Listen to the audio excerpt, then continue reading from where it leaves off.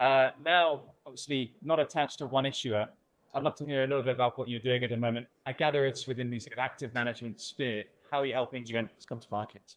Yes, for sure, Jamie. Thank you for the question. Actually, the retail flow on ETF is so strong that all active asset managers are looking at it as a source of potential distribution for the future. So they are all looking at ETF wrapper for their new distribution. I'm helping them to set up their own ETF. So obviously today we have all the ecosystem around ETF, custodians, data providers, white labelers, and I'm trying to give them the best advice for them to launch their own ETF as an active ETF. And what kind of issues do you work with or potential issues? I mean, I gather you were at Elixir at the time that they helped pro towards IP over here to Europe. Of course, not on the same team as you were covering at the time. But they've also been launched ETF with State Street over in the US. You see a hedge fund-like strategy coming here to Europe anytime soon?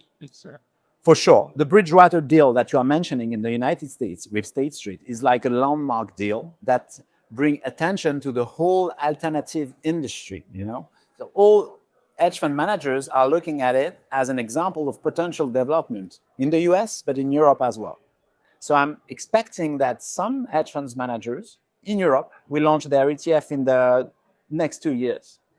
And what's the sort of key barrier to the entry there? Is it, we've had a lot of massive issues, it's been about finding capital partner support, onboarding APs.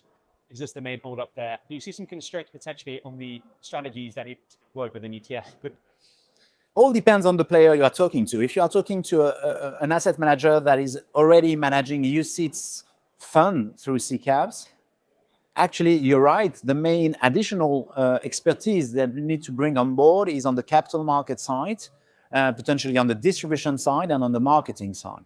But as soon as you have good partners, you can do that pretty quickly. You need obviously to create a capital market team.